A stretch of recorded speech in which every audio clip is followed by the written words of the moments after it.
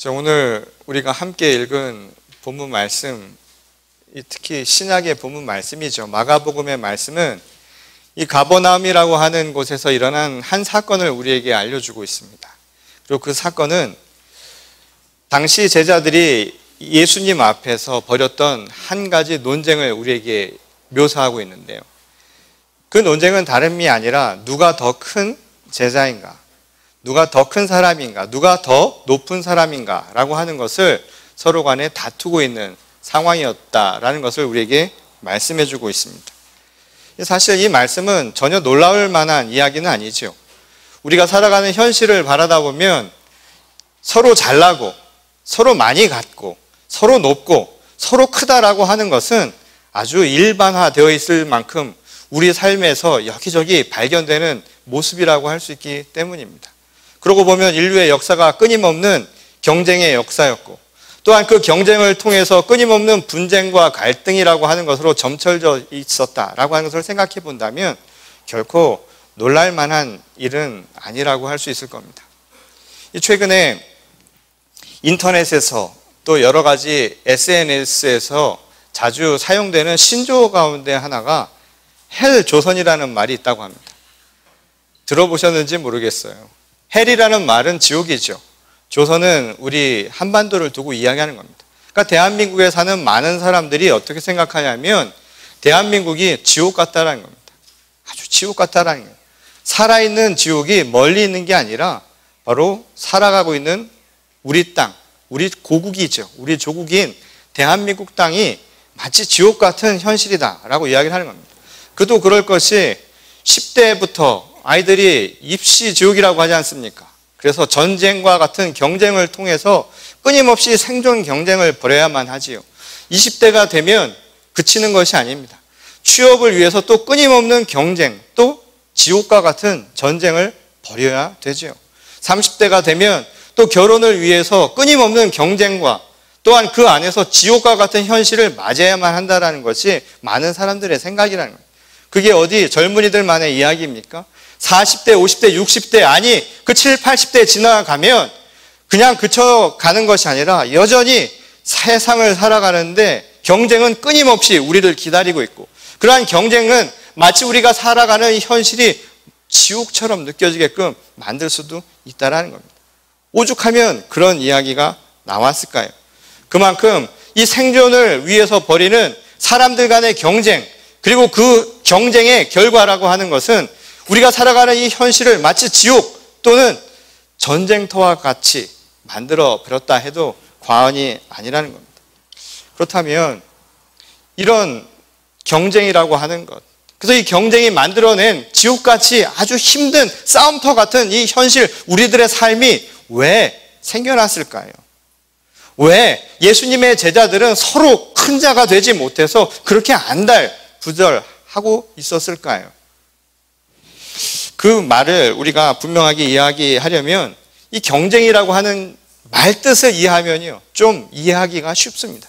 곧 경쟁이라고 하는 것이 갖고 있는 말의 특성, 그리고 그것이 갖고 있는 조건을 이해하면 왜 그럴 수밖에 없는가를 우리가 분명하게 알 수 있다는 것이죠. 이 경쟁이라고 하는 것은 그 첫 번째 이 특성 가운데 하나가 뭐냐면 아주 제한적이다라는 겁니다. 곧 경쟁이라고 하는 말은 조건의 제한성이라고 하는 것이 그 특징이라고 이야기할 수 있다는 겁니다. 예컨대 목적이나 대상이라고 하는 것이 아주 제한적인 조건 하에서만 나타나는 것이 경쟁이라는 말씀입니다. 예컨대 말이죠. 먹을 걸 한번 생각을 해보세요. 이 먹을 것이 있는데 A라고 하는 사람과 B라고 하는 사람이 먹을 대상이 다르다, 또는 먹고자 하는 목적이 다르면요, 둘은 결코 경쟁하지 않습니다.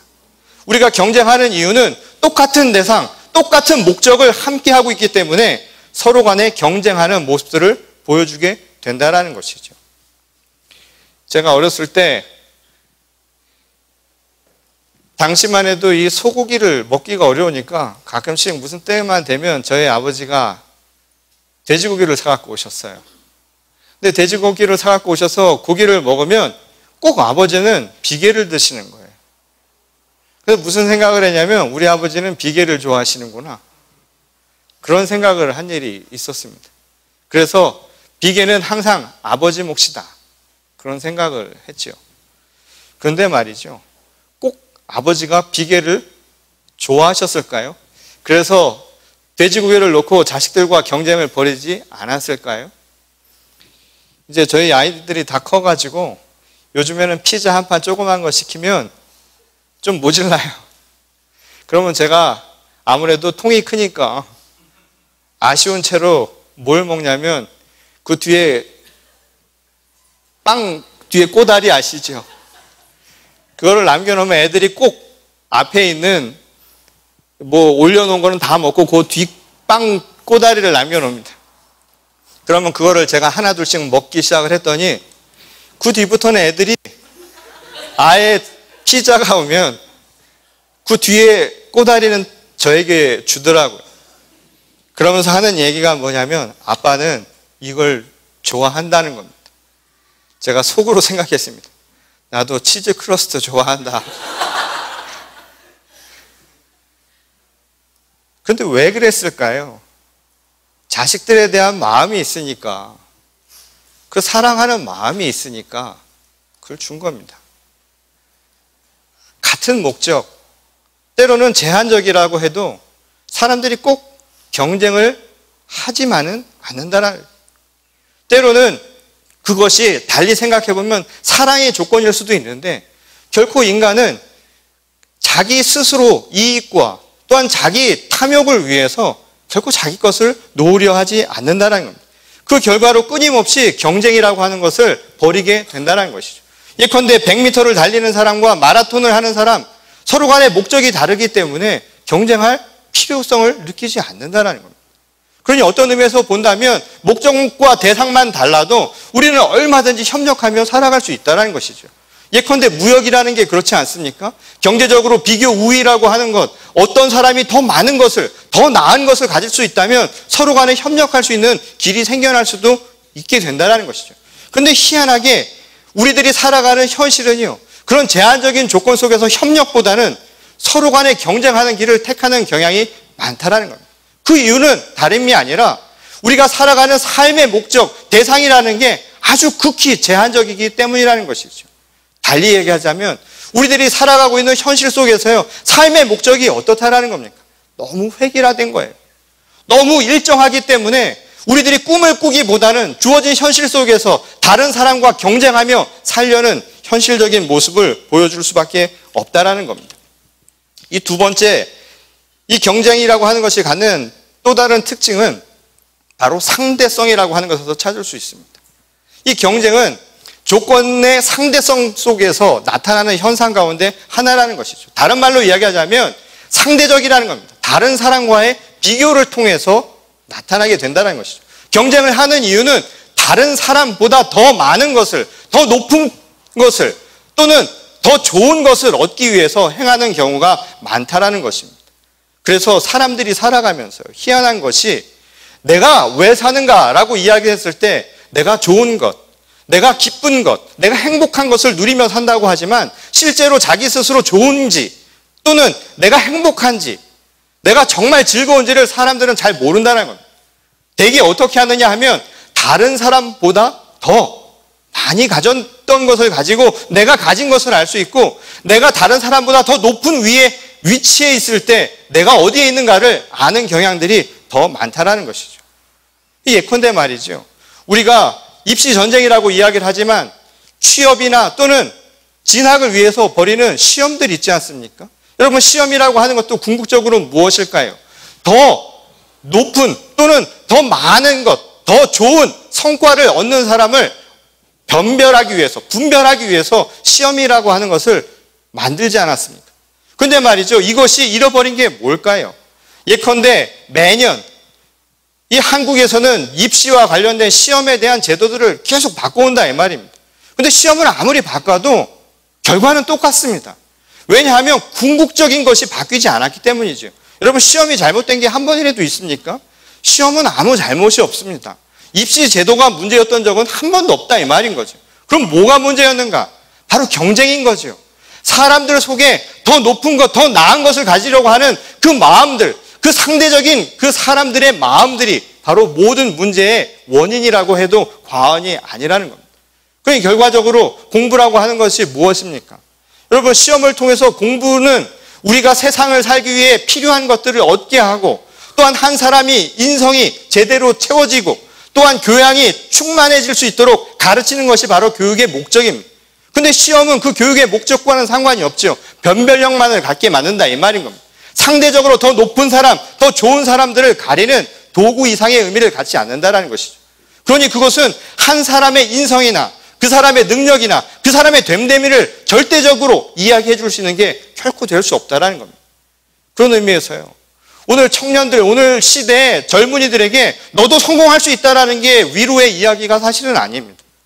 사실은 네가 잘못되어 있지 않다라는 이야기를 해줄 필요가 있다는 거죠. 오늘 위로를 받을 필요가 있다는 겁니다. 이것이 너의 지금 상황을 이야기해 주는 게 결코 아니다, 이 말인 겁니다. 다만 우리 시대에 상대적으로 서로 간의 비교를 통해서 나타나는 우위일 뿐이지, 그것이 너 자신의 모습을 이야기해 주는 것이 결코 아니다라는 것을 얘기해 줄 필요가 있다라는 것이죠. 그래서 말이에요, 이렇게 서로 비교하는 모습들이 결과적으로는 어떤 상황을 만들어내는 줄 아십니까? 이 사람들이 행복한데 남들보다 더 행복하기를 바라고 더 많은 것을 갖기를 원하는 이런 모습들이요, 우리 스스로 진정한 만족감을 모르게 만들었다는 겁니다. 그 사람들한테 물어보면 다 잘 사는 거 있죠. 다 행복한 걸 원하느냐고 물어보면 사람들이 말은 그래도 실제로는 안 그렇다는 거예요. 정말 내가 행복감을 느끼는 경우는 언제냐 하면 다 못 살아도 나만 잘 살면 됩니다. 남보다 나은 걸 선호하지 결코 모두가 잘 사는 세상을 실제로는 많은 사람들이 원하지 않는다라는 것이죠. 이게 참 재밌는 결과 아닙니까? 예전에 제가 중학교 다닐 때쯤이었습니다. 그때 한국에 나이키라고 하는 신발이 들어왔습니다. 그 당시 나이키의 가격이 한 10,000원 된 것 같아요. 이 당시만 해도 한국에 보통 우리들이 신고 다니는 신발은 기차표 말표입니다. 1,000원짜리 기차표 말표가 대부분이었는데 갑자기 나이키라고 하는 희한하게 생긴 이 외국산 신발이 들어와서, 흰색 신발은 처음 봤으니까. 그래서 그 신발을 신고 싶어가지고 사람들이 정말 바랬어요. 그러다 보니까 뭐가 생겨나면 짝퉁들이 그때부터 생겨나기 시작을 했습니다. 나이스, 나이세, 나이케, 이 다양한 것들이 그때부터 많이 생겨났죠. 근데 그 당시에 한국에 한 신발 업체에서 그 비슷한 신발을 만들었습니다. 프로스펙스라고 하는 신발을 만들었던 것으로 기억하는데 그 신발을 한 2,000원에 팔았습니다. 그랬더니 안 팔리는 거예요. 왜 안 팔릴까요? 값이 싼 거예요. 그래서 값싸게 사람들이 많이 신을 수 있는 비슷한 신발을 만들어서 공급하는 게 그 신발 업체의 목적이었는데 팔리진 않더라는 겁니다. 나이키를 신는 사람들은 어떤 마음으로 나이키를 신었을까요? 거 봐, 난 달라. 나는 기차표 말표 실는 너희들이랑은 차원이 다르다라고 하는 심리적인 행복감을 줬다라는 겁니다.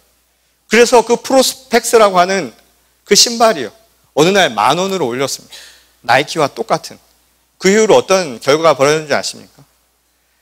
나이키와 동등한 경쟁 업체로 성장하는 상황이 벌어졌다는 겁니다. 경쟁이라고 하는 것이 만들어낸 거죠. 우리도 모르는 새 함께, 또는 내 삶에 어떤 기준이 절대적으로 주어지는 것이 아니라 남과의 비교가 만들어낸 현상이 바로 이런 모습이라는 겁니다. 비교하지 않으면 만족할 수 없는 바로 이 현실, 이것이 바로 우리 삶의 경쟁을 만들었고요, 오늘 가버나움에서 예수님 앞에서 그 말씀을 들었던 제자들조차도 누가 더 높으냐, 누가 더 큰가를 따지게 만들게 되었다는 겁니다. 결국 제한적이고 이 상대적인 바로 이런 현상 속에서 경쟁은 끊임없이 반복이 된다는 거죠.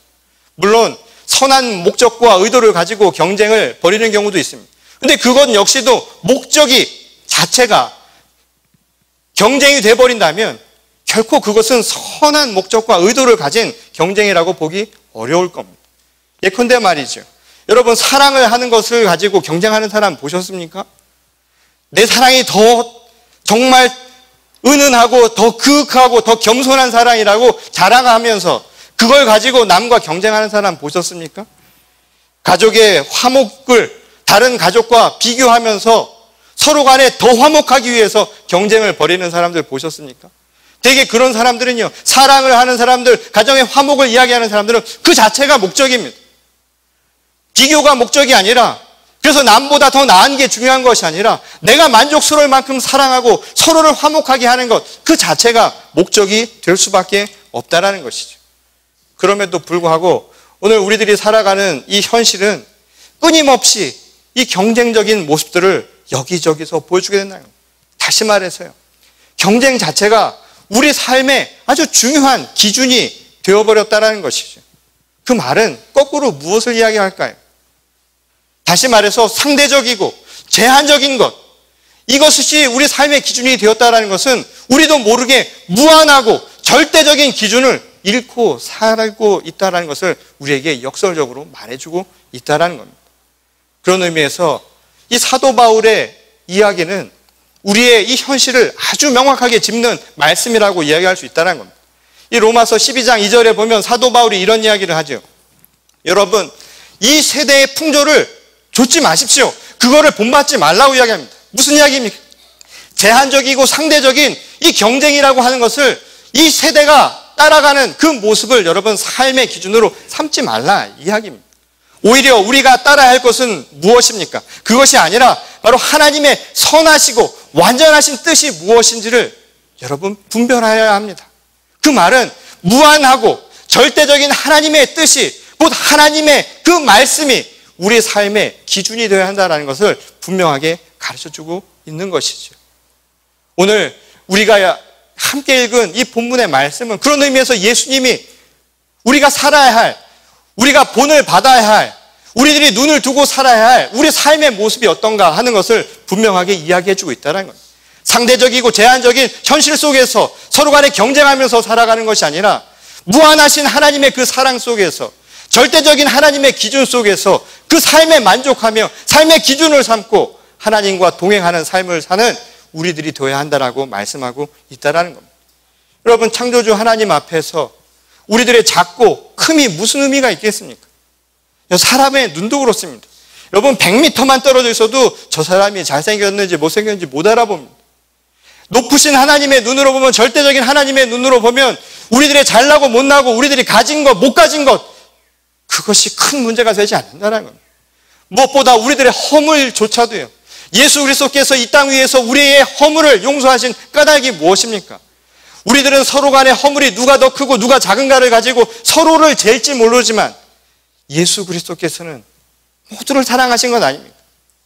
그 허물의 크고 작음에 상관없이, 우리 삶의 공과에 상관없이 모두를 사랑하시고 모두를 용서하신 것 아닙니까? 이것이 바로 예수 그리스도께서 보여준 사랑입니다. 그럼에도 불구하고 우리는 여전히 세상 속에 눈을 뜨지 못한 채로 살아간다는 것이죠. 오늘 예수님의 가르침은요, 예수께서 이 땅 위에 오셔서 행하신 모든 말씀의 압축판이라고 해도 틀린 말이 아니죠.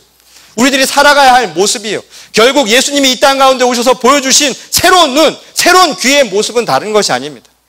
지금까지 우리가 알았던 그 모든 것을 다시 바꾸는 겁니다. 세상을 거꾸로 보라고 이야기하지 않습니까? 높은 것이 낮은 게 될 수 있습니다. 여러분, 하나님의 말씀을 따라 낮게 살아가는 것 결코 부족한 것이 아닙니다. 그것이 더 높아질 수 있습니다. 이 땅 위에 가난한 자들, 심령이 가난한 자들마다 하나님의 나라가 그들의 것이라고 이야기를 하십니다. 축복된 삶이라고 이야기를 하는 것이죠.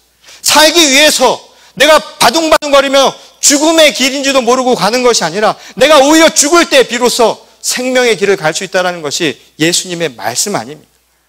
예수께서 마태복음 20장 28절에서 분명하게 이 땅에 오신 이유를 이야기하셨죠. 내가 이 땅에 온 이유는 내가 섬김을 받으러 온 것이 아니라 섬기러 왔다라는 것입니다. 오늘 세상을 역전해서 오는 것이죠. 내가 숭배의 대상이고 내가 위에서 모든 것을 받고 마는 것이 아니라 오히려 높은 자가 낮아지며 그 낮음을 통하여서 함께 사랑을 나누고 그것을 통해서 서로의 영혼을 살리는 것, 이것이 바로 예수 그리스도께서 이 땅 가운데 오신 이유라고 분명하게 얘기하고 있다는 것이죠. 그리고 그것을 통해 우리가 제자된 자의 모습이 무엇인가를 분명히 깨달으라고 가르쳐주고 있다는 겁니다. 무엇보다 말이죠, 여러분, 하나님의 창조의 원리, 창조의 법칙이 그와 똑같지 않습니까? 여러분, 물이라고 하는 것이 흘러내리지요. 물이 올라가는 거 보셨습니까? 물은 흘러내리기 마련입니다. 그건 자연스러운 하나님의 창조의 원리요 법칙입니다. 억지로 끌어올릴 필요가 없다 이 말인 거죠. 무게가 무거울수록 내려앉기 마련입니다. 무거운 것일수록 내려앉는 것은 너무나 당연스러운 일이죠. 여러분, 진실은요, 진실할수록 잘 드러나지 않는 법입니다. 왜 그런 줄 아세요? 세상에 너무 많이 드러나면 그만큼 변질되기 쉽기 때문입니다. 그것이 바로 하나님이 만드신 세상의 원리라는 것이죠. 여러분, 심지어는 우리 동양 사상에 이와 관련된 이야기가 있습니다. 이 노자의 도덕경에 보면 이런 이야기가 합니다. 물장 증로 시위 부도 부도조이라 라는 이야기가 있습니다. 이 말이 무슨 뜻이냐 하면 무엇이든 억지로 키우려 하고 무엇이든 억지로 성장시키려 하면 오래가지 않아서 시들어버린다, 노쇠해버린다 라는 것이죠. 그렇게 되는 것은 도가 아니라는 겁니다. 부도조이라는 말은 그런 의미에서요, 도가 아닌 것은 오래가지 못한다는 뜻입니다. 쉽게 시들어버린다 라는 이야기인 거죠. 흐르는 물을 끌어올리는 것이요, 끌어올릴 수는 있겠지요. 그러나 의도적으로 한 것은 오래가지 못합니다. 다시 언젠가는 그 역류했던 물이 자연스럽게 내려 흘러가기 마련입니다.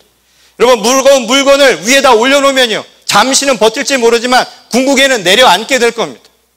진실을 아무리 왜곡하려고 해도, 아무리 변질시키려 해도 궁극의 진실은 드러나기 마련입니다. 여러분, 사람을 만나도 그렇죠. 사람을 사귀어도 그렇지 않습니까? 사람을 사귀고 오래 가면 갈수록 진짜 진국인 사람들은 따로 있지 않습니까? 그저 드러나는 것, 그저 내가 목적을 가지고 만난 만남은 오래가지 않는 법입니다. 자연스러운 것.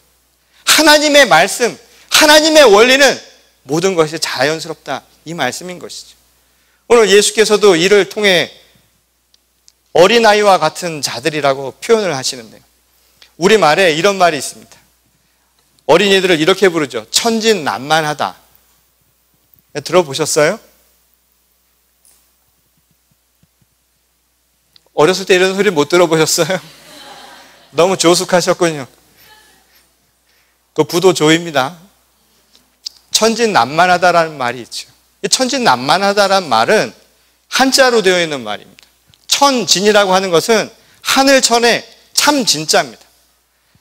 정말 하늘의 뜻, 여러분, 하나님의 원칙, 하나님의 말씀으로 가득 차 있다는 겁니다. 어린아이들은. 그건 뭐냐면 아주 자연스럽다라는 거예요. 어린아이들이 순진하다라는 것은 사람의 의도된 대로 되어 있지 않고 하나님이 말씀하신 그대로 되어 있다 이 말인 겁니다. 그러니 우리가 생각하듯 의도적으로 무언가를 보면서 서로 간에 비판하고 서로 간에 경쟁하듯이 의도적으로 살아가는 모습이 아니라 주어진 그대로를 살아가는 것이 바로 어린아이들의 특징이라는 것이죠. 오늘 예수께서 어린아이와 같은 자들, 또 어린아이와 같았지라고 하신 말씀의 의미가 바로 여기에 있다는 겁니다. 여러분, 인위적으로 높아지고 인위적으로 커지는 것, 그것은 오래가는 것이 아닙니다. 부도조이하는 겁니다. 그것은 오래가지 않아서 멈추게 되어 있습니다. 내가 정말 진정으로 진심으로 행하지 않는 것은 오래가지 않아 시들어버리기 마련이라는 것이죠. 멈추기 마련이라는 겁니다. 오늘 또 다른 본문이지요. 그런 의미에서 시편의 본문 말씀은 우리에게 이런 이야기를 합니다. 복 있는 사람은 악인의 꾀를 따르지 아니하며 죄인의 길에 서지 아니하며 오만한 자의 자리에 앉지 아니하며 오직 주님의 율법을 즐거워하며 밤낮으로 율법을 묵상하는 사람이라고 이야기합니다. 여러분, 정말 참된 사람은요, 우리가 생각하듯 인위적으로 무언가 높이고 또한 무언가 많은 것을 가지려 하고 또한 누구보다 더 잘나기 위해서 인위적으로 만들어내는 것이 복된 것이 아닙니다. 허무함만 올 겁니다. 그리고 그것은 오래가지 못한다 이 말인 거죠. 세상에 영원한 것은 한 가지도 없다라고 이야기하지 않습니까? 그런 의미에서 진정 축복된 것은 무엇인 줄 아십니까? 영원한 삶을 살아가는 것 아닙니까? 우리가 바라는 것이 바로 영원한 생명 아닙니까? 지금 우리의 삶도 어린아이처럼 하나님의 뜻을 따라 살아갈 때 영원한 삶을 지금도 살아갈 수 있다는 것이죠. 오늘 시편 기자가 이야기하지 않습니까? 시냇가에 심은 나무처럼 철따라 여러분 열매를 맺고요, 그 잎이 시들지 아니한다라고 이야기를 합니다. 어린아이와 같은, 다시 말해서 하나님의 말씀으로 천진한 사람들, 그것이 남만한 사람들, 충만한 사람들에게 주신 하나님의 축복의 말씀입니다. 오늘 이 경쟁의 시대를 살아가는 우리 모두에게 주신 하나님의 말씀입니다. 그리고 우리 모두에게 오늘 이 질문을 던집니다. 여러분들은 무슨 삶의 목적을 가지고 살아가고 있습니까? 오늘 내가 하루하루를 살아가면서 여러분들을 행복하게 하는 것은 과연 무엇이었을까요? 남보다 더 많이 먹어서? 남보다 더 높은 곳에 올라서? 내가 남보다 더 잘나서 정말 만족하며 살고 계십니까? 도가 아닌 것은, 하나님의 말씀이 아닌 것은 오래가지 않습니다. 오늘 우리에게 주시는 하나님의 말씀입니다. 천진난만함을 잃지 마십시오. 하나님의 뜻이 우리 가운데 차고도 넘치는 주님의 자녀가 되십시오. 그리고 율법을 주야로 묵상하라고 이야기합니다. 이 주야로 묵상한다는 이 묵상이란 말은요, 그냥 단순히 meditate, 머리로 하는 묵상이 아닙니다. 이 말은 내 삶에 날마다 적용하며 훈련하며 살아가는 겁니다. 내가 천진하기 위해서 하나님의 말씀을 내 삶에 두기 위해서 날마다 우리도 우리 나름대로의 신앙적 훈련을 해야 된다는 것이죠. 그것은 다른 것이 아닙니다. 자연스럽지 않은 것은 다 덜어내는 겁니다. 아이처럼 하나님의 말씀에 기뻐하고 내가 하나님과 함께하는 것으로 그것만으로도 족합니다. 그것이 나에겐 참 기쁨입니다. 고백할 수 있는 우리들이 될 수 있기를 바랍니다. 그래서 함께 나눔을 통해 참 기쁨을 얻으시고 함께 나눔을 통해서 내가 생명력을 얻는 이 시대의 진정한 그리스도의 자녀들이 다 될 수 있기를 소망합니다.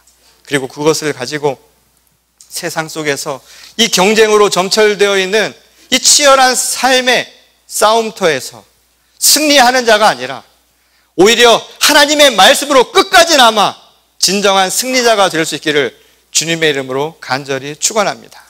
우리 다 같이 기도하시겠습니다.